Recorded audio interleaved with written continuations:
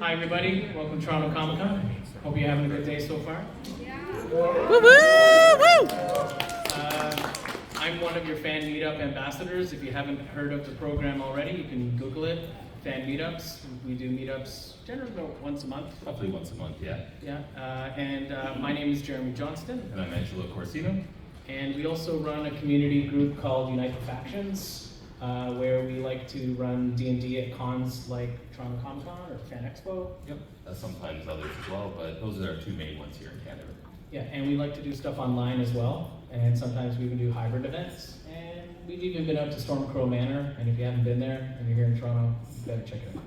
Doing an epic there was absolutely fantastic with all the decor, all the fancy themed drinks and such. It was a really good time. So we're here to celebrate 50 years of Dungeons & Dragons. We'll be talking about Dungeons & Dragons for newbies, as well as for those that have been around for a while, and get into everything. And at the end, we'll take your questions if you have any. And I think it's a quiet enough room that we won't need mics for questions. Yeah, and if you have anything that's kind of on topic that what we're discussing that you want to throw up your hand, we'll call you out and ask you, or even right during the whole thing. I'm not in Dungeons and Dragons yet, but I'm hoping to get into at some point. So, if you have any advice on what books or tools I need should get before the end of the game? We definitely are going to be talking about how to get into Dungeons and Dragons for new players during this panel. Oh, great. Okay, we'll jump right in. So, what's Dungeons & Dragons? So, a lot of people have heard about Dungeons & Dragons, but maybe people don't really know what it's all about. Yeah, it's basically a cooperative game where it is all about narrative storytelling among a group of people. Older style D&D games used to be a lot more about kind of dungeon crawls and characters versus monsters and such like that. But now it's more of a collaborative storytelling event. Yeah, there's a lot of improvisation that happens. Yes, there are rule books, but depending on how you like to play and the other players that you're playing with, the rules can be as strict or as loose as you would like, and you can create your own. Yeah, myself personally, my style as a DM is a very rules-focused game, but you also got to throw up the rule book when it makes sense to have some fun. For sure. So it's a game you can play with your friends. It's also a game you can play with people that you meet for the first time. You can play D&D just about anywhere, and we'll certainly talk about places where you can play it or find players. So, the original Dungeons & Dragons was published a long time ago, way back in 1974, and basically it was out of Lake Geneva, Wisconsin. Yeah, so it just celebrated its birthday, maybe January or February. There is a little bit of a, debate as in terms of what the exact date is, but most people say it's about January or February when they first started publishing and delivering the product to their customers. It was co-created by Gary Gygax and Don Kay, and it's actually based on an earlier wargaming game that they had developed called Chainmail, which was just a few years older than it. Yeah, and basically it's been going on for several years since, and it's changing editions, changing rule sets. You can kind of see the timelines up there. I'm not going to kind of go into it. But 5th edition came out, which is the current edition, in 2014, and kind of made the game a lot more streamlined and a lot more accessible to the average person who doesn't want to have the most in-depth, rule-heavy kind of game. Yeah, so there is, however, a new edition of the game coming out. I say edition with quotation marks because it's basically 5th edition revised. And so they'll be coming out with new books that are going to be backwards compatible with everything that has currently been published over the last decade. And it's going to have kind of guidelines on how to adapt the older content to the new revised rules in the kind of books that are going to be coming out later this year. So D&D features a lot of different fantasy settings, some of which you may or may not know, depending on the types of media or gaming that you have found. Classically though, it's medieval-ish fantasy, kind of like Lord of the Rings, if you're familiar with that. But they have a lot of their own settings that they've been building over the years. Yeah, so like if you've heard of things like Greyhawk or Ravenloft, Dragonlance, Planescape, they're all different kind of settings that are all based in the D&D world. The most common one that you'll see kind of like in everyday kind of D&D that you would find in most of the stores and all the published books is in the Forgotten Realms. Yeah, and that was actually developed by a Canadian by the name of Ed Greenwood, and he often comes down to cons like this, but he's not here at this one, but you might perchance find him at Fan Expo. And he's published a lot of novels in that setting as well as, you know, there's many other famous authors that have done the same. And kind of like the best part about D&D is that like you don't have to be tied to one of these published worlds. You can create your own. Settings like Exandria, which is the Critical Role setting for anybody who's familiar, raise your hands if you know what Critical Role is. Yep.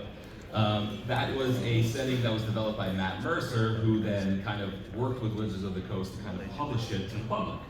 Yeah, and some people create their own homebrew worlds that they share via Kickstarter, and with the SRD that allows you to, you know, use the D&D core rules. You can publish your own, or, you know, you can create your own homebrew world that you just share with, you know, your friends and your players.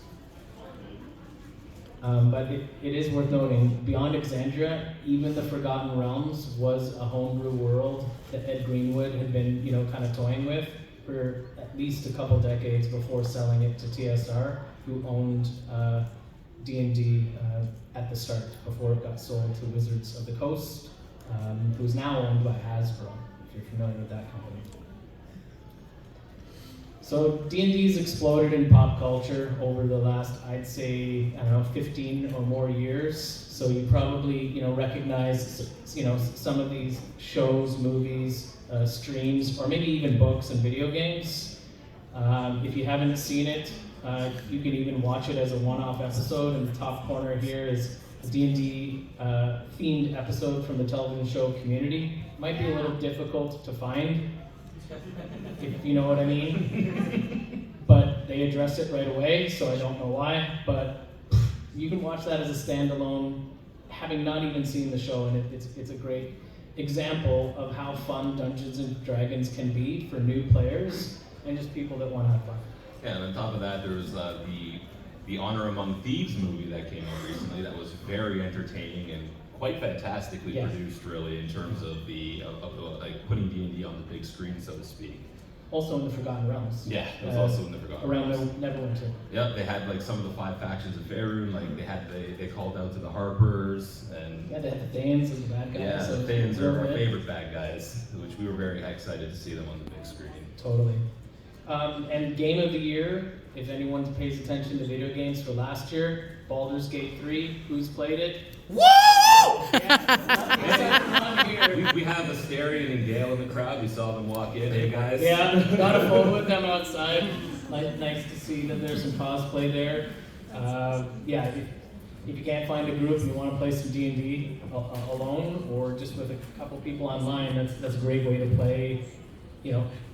Yeah, it's really well done, really set up well. The rules aren't exactly the same, but it's done actually more entertainingly for a video game than if they were to use the exact rules for 5th edition. Yeah. Tiny Tina's Wonderland's another one. It was actually kind of spiraled into a full game off of the Borderlands DLC called Bunkers and Badasses, if anybody is familiar with that. Which is also a TTRPG you can buy. Yeah, exactly. It's also a very good one. As well as kind of what actually unofficially got me into D&D were the R.A. Salvatore books based on Drizzt, if anybody is familiar with those. I read probably about 15 of those before I realized they were linked to the Forgotten Realms in D&D. So that's me. It's even like something with Baldur's Gate 3. Dungeons and Dragons is nowhere on the front of the box. It's not on the side of the box, except for the mini ampersand logo. I mean, I even remember in my younger years playing a game called Neverwinter Nights, which I would love for Larian to make the 3rd edition of that game. And I didn't know I was playing D&D. I mean, even something like if you've played Star Wars Knights of the Old Republic from BioWare, who had also made Baldur's Gate 1 and 2, they were also using the 3.5 edition D&D rules as kind of a basis for that. kind of building off what they had done in some of their previous games too. Yeah, and all their tooltip bars at the bottom are based on like to hit and dice, and you can see the dice rolls popping along the bottom of the screen. And you never really noticed that until I started playing D&D, what any of that actually meant. But it was kind of like a neat little kind of crossover. And I'm assuming almost everybody here has probably heard of Stranger Things. Yeah, and it's cool that D&D features, you know, within the show itself. But I will kind of point out that for all the monsters that they name after Dungeons and Dragons monsters, it's not exactly like the art that you will find in any edition of D&D, but still interesting. Yeah, it was made for its own thing, and they kind of actually, I don't want to say they did like a better job, but they did a very good job of making their own thing while also kind of using a baseline kind of established creature from a different kind of lore. Yeah, so if you want to immerse yourself in the D&D culture, you know, there's really something for everybody. Whether you want to just, you know, play a video game, watch a movie, read a book, comic books, there's tons of comic books. Actually, Jim Zub, also from Toronto. I don't think he's here at Toronto Comic Con, but usually at Fan Expo, he would probably be selling D&D comics as well as books that he's written, which are great also for young people, getting them into D&D. And yeah, if you're into watching streamers or stuff online, there's Critical Role. If you want to watch an actual play, and you know, Matt Mercer will tell you, you know, you don't have to be me if you're the dungeon master. Don't try to be Matt Mercer, try to be yourself, because only Matt Mercer is Matt Mercer. Yeah, and they got a cool show on Prime with their first season's characters, Vox Machina, which I would say is not for younger viewers. So, we said we would talk about getting into D&D. So D&D starts with creating a character, okay? And you really only need one thing for that, okay? How many of you have one of these here? Yep. The Player's Handbook. So there are free basic rules that are available on the internet that you can read through if you're into that sort of thing. But there's also an amazing set of online tools that have been built over the last 5 years or so called D&D Beyond. It's free to use. You can read all the free rules there, and you can create, I believe, up to 3 characters for free. 6. Oh, it's 6 now? Awesome. Even better. And if you have a friendly DM who's maybe purchased a subscription and they have more books, they can share them with dozens and dozens of extra players to building campaigns. Yeah, so it's pretty good. So how do we create a character? So the first thing you do is you select a fantasy species, and species is actually one of the new revisions that are coming into the revised rule set that is coming out later in the year. They used to be called races, but species is actually like a better term for it. It's not technically all like different. They're not all different races. It's all completely different subsets of races and species. Totally. So yeah, so there's stuff like Dragonborn, which are humanoid dragons. You got your classic Tolkien type stuff like dwarves and elves, and many others, like the tiefling or that. So. Or they've also got like kobolds, which are little baby dragons. Everybody loves kobolds. They're always a lot of fun. That and the tabaxi. I'm sure there's some people here that love the tabaxi, the cat people. Yeah. Yep, see people in the back pointing at their friends. Awesome, yeah. Okay, so once you choose your species, then it's just like, what do you want to do as an adventurer? Because pretty much, everybody in Dungeons and Dragons is an adventurer. They're not probably going to be sticking around town, working at the blacksmith shop. I mean, they can if they want. You can do whatever you want, but chances are you're going out there to seek some sort of adventure. So, what kind of class do you have? Because adventuring can be dangerous.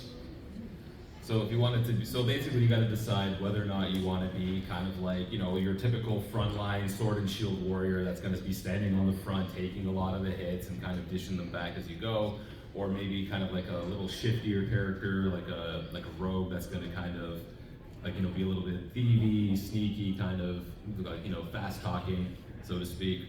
Or if you want it to be one of my friend here's favorite classes and cast fireball all day, you can be a wizard. Totally, yeah. Definitely, all day, every day. And if you want to be very, very, very flavorful and not very mechanically useful, you can play a druid. But there's my hot take for the day. But if you want to, be be a jack of all trades and dip a little bit into sword fighting and any magic use really that you want, you're gonna play. The best class in 5th edition, which is my second hot take for the day, which is the Bard. Yeah. And play it in Baldur's Gate 3 as well, please. It's underutilized there. Like one of It's so good. So good, so good. And then, of course, after you got your class, then you got to figure out your ability scores. So, I mean, you might take it for granted, but when you play a video game of almost any sort, and you have health points and magic points and maybe strength and all this sort of stuff, all these things have callbacks to Dungeons and Dragons. You know, you have your ability scores, strength, dexterity, wisdom, intelligence, charisma. What did I miss? Constitution. Yeah, it's a dumb stat. It's a dumb stat if you're brave. I'm only kidding. So Constitution, for those who aren't familiar with D&D and that aren't getting some of the in-jokes, is that Constitution is kind of like your vitality. It's how like healthy you are. It determines your actual in-game hit points and how much damage you can take before your character falls over. And if you're a wizard, you probably want to choose intelligence. Probably. Yeah, you don't want to dump con as a wizard because then a stiff breeze might knock you out. Yeah, that's a really good point. But there's different ways of determining these ability scores. So you can roll dice, which is fine, but it can create, some wild variations that, might not be a lot of fun or might be a little too OP, especially if people are, fudging their rolls, as they say. What do you mean? I rolled all 18s. Really? Amazing. I need those dice. They probably say 18 on every side. They're definitely not 6, 18. Oh, okay. All right. So, some people suggest roll d20s for your stats. Yeah, that's really brave. Yeah. Anyway, so other than that, the other ways other than rolling dice are the standard array, which is you're gonna get six numbers that you can find in the player's handbook. And for those who also have them memorized, they are 15, 14, 13, 12, 10, 8. And you'll be able to plug them into each one that you want and kind of use that to kind of build your character. It's a very safe way to do it. You're going to be kind of having one stat that's your dumb stat that's not very good. You're going to have one stat that's very good at 15, plus your other modifiers, and you're going to be able to build your character as you wish. Yeah, and the last one is point buy, which is very similar to standard array. They just give you a bunch of points that you can use to kind of buy your stats. But the best part is, the game is not as mathy as it used to be, and you can just use D&D Beyond to whip together a character super quick. Like, even if you're not very familiar, it's not going to take over now. Yeah, D&D Beyond does a lot of the math for you so that you don't have to even do very much thinking with pencil and paper anymore. You can just create it on D&D Beyond and print it. Yeah, and if you're not reading everything and taking your time, you can probably whip one together in 10 minutes or less. Easy. Oh yeah, easy. Once you know what you're doing, 5 minutes or less. Yeah. So beyond that, it's just like, what were you doing before your adventure? What's your background? Have you been haunted by the mists of Ravenloft? Or were you just a simple blacksmith that is an artisan craftsman kind of deal that kind of decided one day to craft their own weapons and armor and head out into the world? Or maybe you're an outlander and you don't like people. Yeah, there's also other options such as you could be the entertaining entertainer and be the fancy kind of person that's going to be the face of your party. Yeah, or the gladiator, because you're going to be showing off those muscles and such, and not wearing armor if you're a barbarian. Yeah, that's definitely a good way to kind of do it if you're a barbarian. You definitely want to at least wear some clothing. Always wear some clothing. Some. Conan's looking pretty good. Okay, and then lastly, to round out your character, you pick your equipment. So every class and background gets a bit of some equipment that you need to start with, backpack, bedroll, stuff like that. Yeah, all your kind of basics, and then you're gonna have some class-specific items, like if you're a barbarian, you're gonna get a giant great axe. If you're a bard, you're gonna have some choices between instruments, and so to speak. And it's gonna be kind of tailored to your class. And all of that is in drop-down boxes on D&D Beyond now, so very quick and easy to do. You don't even have to think too hard. And that's just the mechanics. Yeah. What a lot of people like to do too is build like a really good backstory, right? Like, where did you grow up? Do you have siblings? Are you married? Did you go to school for decades to become a wizard? Did you do the all of my parents and family were killed by bandits, and now I'm going to go out into the world and be angry at the world and everyone until I have my revenge? Sounds like Conan.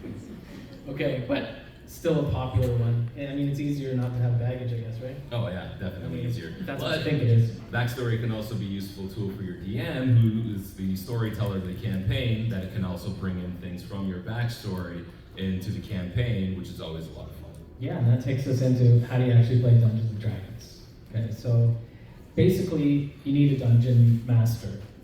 So a dungeon master is kind of like, if we want to use like movies as an analogy, they're the director, they're the writer, they're the producer, they're the crew, they're all of the actors that are not played by the players. It's a big job. It is a pretty big job, and they're the ones who are going to be kind of taking the story and kind of bringing it to the party, and bringing it to the table and creating the world that you're all playing in. So Dungeon Master is basically going to tell you exactly what's happening. You know, they're going to describe the setting, the scene. They'll be all of the non-player characters, or NPCs if you've heard the term, that you meet, you know, on the street or at the market, or dare I say, the tavern. Yeah, when all else fails, just use the tavern. It's fine. You're only there for a little bit. It doesn't have to be incredibly fancy. Yeah, so you walk into the Prancing Pony, you go and try to get a drink, you've had a little bit too much, and you see this dark, shadowy figure sitting in the back corner that looks pretty mysterious. And they're watching you, and you think that it's probably not a good thing. Like, I don't want to be friends with that guy. And then, you know, that at least one person in your party is going to just get up and go talk to them immediately. Yeah, totally. And then you find out that the rest of it is history. Yeah. So, so players are going to decide what to do when they're presented with this setting. Yeah, so like if I were to say something like, you were outside of a room, you can hear on the other side some scratching of claws as there's a bunch of different sounds coming from multiple creatures sitting in the room. As you look around, at the corner, you can spot 3 figures in the shadows kind of clawing as their heads turn to you. What do? Have another drink. I And then open the door. I thought he was going to say fireball. Well, I gotta open the door first. Maybe? Okay, maybe. And then, so I say I cast Fireball, and then the Dungeon Master has to decide what's gonna happen. Yeah, so that's kind of like just the kind of building blocks. Like we're just kind of giving you some kind of as examples. There weren't kids in that room, were there? You'll never know. You're right, I will never know, because Fireball nuked it. Oh well. But dice come in whenever there's a decision that needs to be made that depends on chance. So I did bring some dice, and there's a ton of dice, and as they say in the culture, Who in the crowd here is a dice goblin? Yeah. Raise your hands. you Yeah. never have enough dice, right? Yeah. So a 20-sided die, or what we affectionately call a D20, is the most common roll used in 5th edition for determining what happens when you attack, when you have to make a skill check, or a saving throw. And the DM is basically going to take, the highest value that's rolled and use that to help resolve the situation. That's if it's a group check, yeah. All right, so what you need to play? Let's be real, you need time. Especially if you're coming to the convention and you're playing with us at Fan Expo, you're going to be sitting down with us for minimum an hour, maximum a little bit more than 4 hours. If you're at a con for 4 days, it might be nice to sit down for 4 hours out of that, or come Saturday night.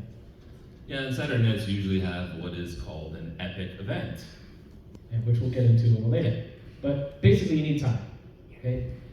And as anyone knows, it might be easy to walk into a con and book a spot, but when you're trying to play a game with a bunch of friends, schedules can get in the way pretty The fast. real final boss of D&D is scheduling conflict. Yeah, totally. So obviously you need people, okay? Like sure you can play D&D with, a few people, but maybe 2 or 3, but it's going to be a little bit more fun if you have, let's say, 4 or 5. Yeah, like everyone's every DM kind of has their wheelhouse of how many players they're willing to run for. I tend to be on the higher side. I like 6 players. Yeah, and at conventions we usually cap it at 7. But then you need books, or you can go on D&D Beyond or get the free rules online. And so if you're a player, again, just start with the player's handbook, or like I said, just jump into D&D Beyond if you don't want to, jump in with spending money. Yeah, obviously the most of the stuff on D&D Beyond is paywalled, but you do get the access to all of the standard rules that you can kind of look and go over before you ever have to buy anything. Yeah, which includes being wizards, so I'm happy. And then, if you're playing in person, you need a table. So you do need a little bit of space. People are going to want to, have room for a drink and some dice and Their chest of dice. okay, your chest of dice. And if you choose to do so, you might draw up some maps on paper, or maybe you bought some, or maybe you have one of those fancy things you can draw on Those drawings. big Dwarven Forge setups. Those Oh, are the okay. dream, but oh Terrain, man, those are yeah. expensive. But it's a game of imagination. So do what you like, and the more that you play, the more ambitious you might choose to get. But you can also play online, and we have what are called virtual tabletops, or VTTs. The most common one especially during the pandemic for the last few years has been Roll20. That's kind of been just the one that everyone knows, everyone kind of jumped on and tried to learn like I did in April of 2020 when everything was shut down. And it turned out to be a very serviceable platform. Yeah, we've listed a few others on the screen, but it's also worth noting that D&D Beyond is trying to get into this space as well. And I mean, the thing that's kind of cool, if you don't like physical books and you bought your books through D&D Beyond, they're giving you the maps and the tabletop for free, essentially, without having to buy them again if you wanted to run them, if you choose to run like one of the hardcover adventures or something like that. It's in beta, but it's decent for something that just started. But one other thing that we like to talk about too is having a session zero when you start playing with a regular group of people. And if you're at a convention, use some safety tools, and maybe even use some safety tools at your table. So session zeros are probably the single most important thing you can do just to kick off your campaign. Without a session zero, expectations of the group aren't set, you don't kind of have any idea, kind of real guidelines of what everybody wants to do. And it's a good chance for you to kind of get on the same page with your dungeon master, because it is a collaborative storytelling event. It's not like a versus game. You're all kind of playing to have fun together. Yeah, when you have an evil wizard from an ancient civilization that shows up and wants to, do the evil things, maybe that's not going to fly in your campaign. And that is something that would come up in a session zero. Yeah, totally. Yeah, just set expectations. And, maybe some characters will decide that they know each other as part of their background story. Yeah, or maybe kind of everyone be or maybe you see that you wanted to play a character that was really kind of shifty and edgy, but the rest of your party is playing a bunch of goofs. It's kind of not going to mesh well, and you can kind of get that fleshed out and how you want to integrate it during the session zero. Totally. So in terms of safety tools, at least for some of the ones that we've used ourselves at conventions and have seen at others, it starts with the X card. So it could be something as simple as just a piece of paper that you draw an X on, and the general idea is if something at the table is taking away from your fun, you just touch the X, bring it to someone's attention, probably the dungeon master, and just pause the game and have a discussion about it. Yeah, because it's for example, if you're especially in the con space, generally if you're playing with your friends, you all know each other, you kind of understand a little bit better what makes each other tick. But at a convention, you're playing with strangers. So if you're arachnophobic, for example, and you're going into a spider den, that might be a no-go. You could tap the X card, and now suddenly it's a wolf den.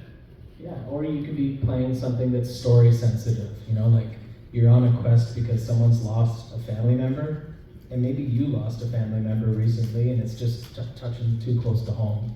So maybe ask that, they just change things. And, if you're playing with people that you trust, then they should be able to change things pretty easy. So some of the other tools here that we have are lines and veils. So what are the lines that you will not cross, right? So maybe people don't want to see violence against children. That's one of my lines. That's one of the most popular ones. Because, maybe you're watching TV, like even something like Law and Order, and a child has perished, and that's upsetting, right? Maybe you don't want that in your game. I think a lot of people don't. But then also veils. So what sorts of things in the game need to basically fade to black when they happen? So maybe if you have a romantic encounter with someone and it gets hot and heavy, that's when it fades to black. I usually use that for torture because I don't want to role play a torture scene. Yeah, that makes a lot of sense. Other things that you can use is just a general list, which is called a palette, is yes, please, these are the things I'd like to see, which is loot, loot, loot, at least for me. All the magic items. Yes, please. And I need spell books because I'm a wizard. Like, there's never enough spell books. Yeah, damn it. Okay. And then things you say no thank you to, right? So just things you don't want to see. Very similar to things you might use the X card or the lines of veils for. And then another tool that they have there is, just a general card where you can hit pause, retcon, or fade to black. So a lot of tools, might be a little overwhelming. It's probably best just to start with the X card, pause the game, and just have the conversation. If you play with us, that's definitely going to happen at all of our tables. Yeah, every single one of the tables at one of our events does have an X card on it. Okay, so we already told you that we're Fan Meetup ambassadors, but just to give it a plug again, we come out to Toronto Comic Con, Fan Expo, a lot of other cons, but we also do monthly events. So we do quite often a Monster of the Month live play that you can either play or watch, or you can catch it on YouTube. Not that we're looking to go up against dungeon dudes or anything. They're too cool. Yeah, they're way too cool. Yeah. Great guys. Great Yeah, guys. yes, totally. And yeah, they should come out to Fan Expo and do a panel too. I'll see if I can get them out again. But also, we do sometimes do sessions like this online during our fan meetups, or we might even have a play space that we can invite you to, where you can come either try out D&D for the first time, or join one of our epic multi-table events. That brings us to Dungeons and Dragons Adventurers League. Yeah, it's a great gateway for people that are new to D&D to find games. Maybe you don't have a set schedule where you can play with the same people all the time. Yeah, because the main draw for Dungeons and Dragons Adventurers League is that it is a variable way to play. It has its own set of rules that kind of govern how you can create your character, what items you can have and when, and so on and so forth, but it eliminates kind of some of those scheduling conflicts because your character becomes portable. You can take that character, and as long as you've documented what that character is playing, you can bring that character and play it anywhere that you want that is playing Adventurers League. Yeah, it could be in person or online. That's all sorts of spots, and lots of cons will feature Adventurers League, and that's what we run at all our cons. It is the simplest and kind of most universal way to play convention D&D. Yeah, and one benefit to it is almost every session that you play is what's called a one-shot. It's a story with a beginning, middle, and end that might continue or might not if you have the ability to, and the DM that's running whatever comes next, or like Angelo said, the portability to take it on the different adventures that you want them to. So it doesn't matter how your character ended up in Waterdeep when the last time you played them, they were somewhere out in the Moonsea, but kind of just works. And one of the great things too is you might meet the same people over and over again when you go to an Adventurers League event, and they might become your home group, which is what has happened for Angelo and I over the years. That's how Jeremy and I met. Totally. So what are some of the events that Adventurers League does? So like I said, there's introductory adventures, which like I said, we run at Fan Expo. We also have it at Mississauga Comic Con, or Comic Expo. Yeah, Mississauga Comic Expo. In previous years, we've been at the CNE and Anime North, but those places have gotten very, very noisy. And although we didn't list it on the things you need, quiet is actually pretty nice for playing Dungeons and Dragons, to a degree. Yeah, it's the DMs. You don't want the DMs to blow out their voice while they're trying to talk over, a vendor hall. Yeah. So other than intro adventures, which might take 1 to 4 hours, but are usually chunked out into 1 hour blocks, so you can come and go as you please. Sometimes people will run Adventures League campaigns using the published hardcover adventures. And they used to have something called season-specific modules that kind of, were adjacent to those hardcovers. And then there's a massive, massive community on dmsguild.com where you can buy adventures as part of a couple of different programs. Yeah, the most current one is the Dungeon Craft program, which is everybody who is writing for D&D Adventures League currently, and they're basically just quick published 2 to 4 hour modules that are in a box adventures that are only usually a couple of bucks. I think beginning, middle, end, everything that you could possibly want, and would be built in well with the portability of Adventures League. Yeah, we've even written some. I have written exactly one. Same. Although we edited a whole bunch. Yeah, I've edited a lot. And then when you go to play at one of these things, there's different tiers of play. They kind of fit into Dungeons & Dragons just in general. They're the 4 tiers of play. It's basically what levels are you in, so that you're playing with people at the same level, an adventure that kind of fits. If you're just getting started, obviously you play tier 1, levels 1 to 4. Yeah, that's your basic, there's a small bandit camp out in the woods that needs dealing with, so to speak. That little kind of simple adventures to kind of get your character started, and you move up into tier 2, where now, that's that little kind of bandit camp turned out to be a little bit more connected, and it's a big thieves guild. And now we need to try to figure out what to do with them. Yeah, as you work towards tier 4 basically becomes you're saving the world. Yeah, basically. like the multiverse. The multiverse. Oh, even the multiverse. Yeah. And if you're familiar with Adventures League, play the tier 4 stuff in season 7. I would say it is the best. Yeah, it's fantastic content. You get to fight gods. All right, so we do have some time for questions if people have questions. You in the back. Yeah, I was just wondering, this slideshow presentation, is it online somewhere that I can find it? You know what? I can put it on our website at theunitedfactions.com if you like. Yeah, that'd be amazing. But that also got me thinking about something else, about other places where you can find games. The best place to start is your friendly local gaming store. So if you're in Toronto, that might be the Guild House. If you're in Mississauga, that might be something like Level Up Games. If you're out in Orangeville, it might be Fantasy Forge. If you're in, what is some other ones?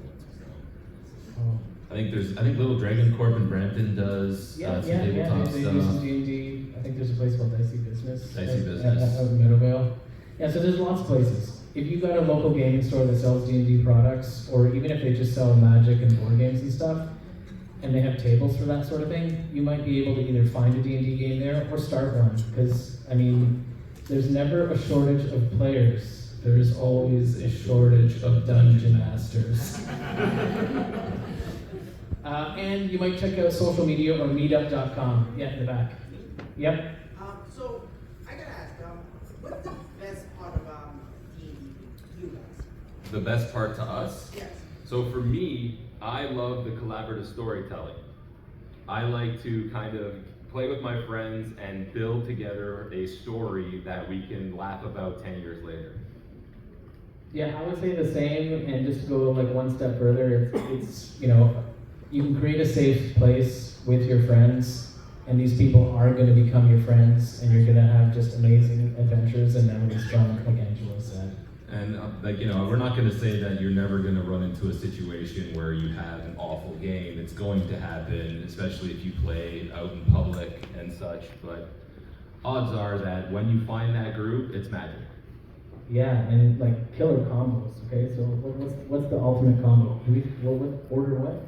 When we go to conventions, we like to. One of our friends will say, "All right, execute Order 67," which is a combination of divination wizard and paladin grave cleric that you can deal like 400 damage.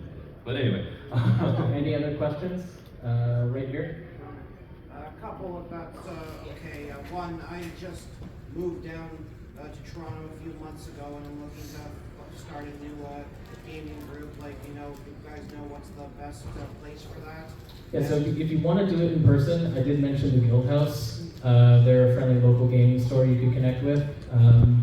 Although you might not be a fan of Facebook, a lot of people do actually like to use Facebook. There's Dungeons and Dragons GTA and Dungeons and Dragons Toronto groups that you can join that I'm the admin on, and there's lots of people that, you know, post looking for group posts, like what you're saying. Yeah, second, I'm still playing 3.5e like most people. I kind of swear by the ones that I start at. I still think it's the best edition, but if I am going to transition to 5e, like what would be the easiest way to do that? Like how does it compare to 3.5? So, 5th edition it's got a lot of similarities to 3.5 from what I understand. I actually never played 3.5. I started in 5th edition actually like only 7 years ago. But what I've heard is that it's very intuitive, and it's a lot simpler in general than 3.5 in terms of the math, in terms of the character creation. You don't need tables upon tables to figure stuff out, as well as 55 books that each can have its own little thing. It's a lot simpler to get into from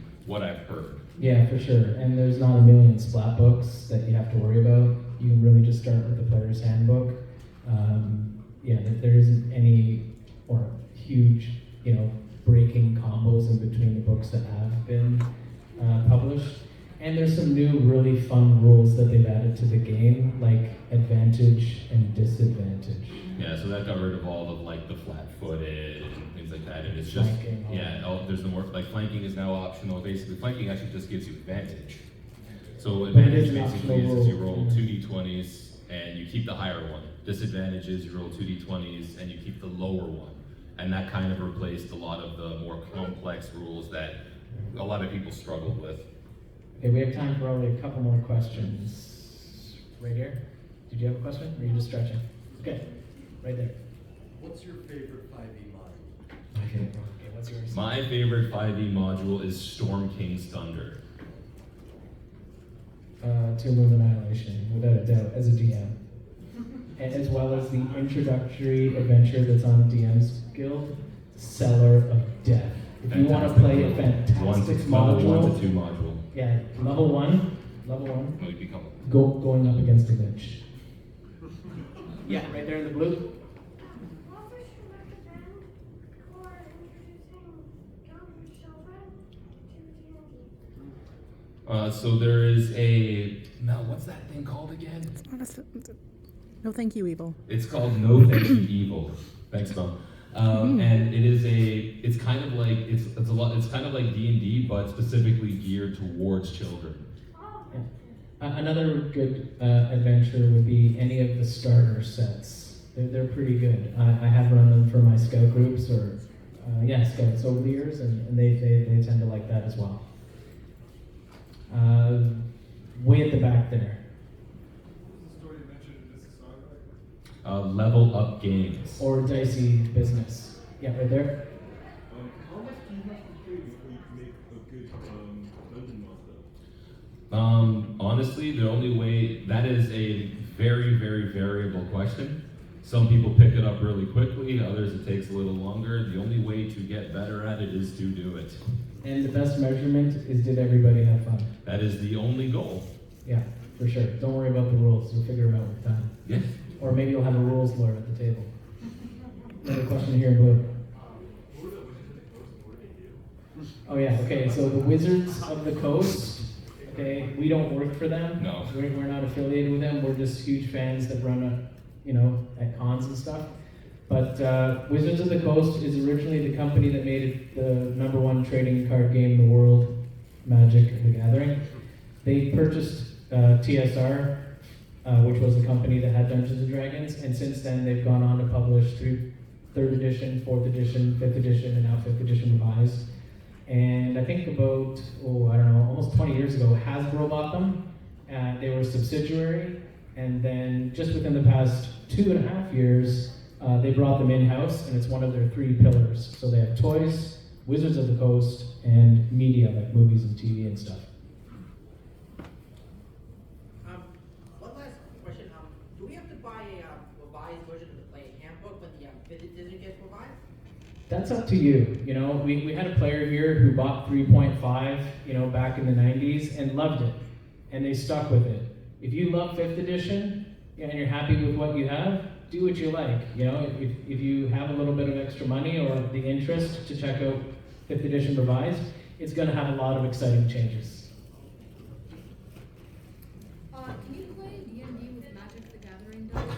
Oh, yeah. Okay, let's go back here for a second. Okay, so there's a Ravnica official D&D book, and there's a Theros book, and there's a Strixhaven book. I don't want to kill this thunder, but to actually answer your question, I wouldn't use a spin down to play D&D. And that's what the rules are. I just got too excited The when I heard that. D6s though would be completely fine. Like the counters for D6s, those would be fine. Okay, thanks everybody. We run out of time, but check us out at UniteTheFalcons.com.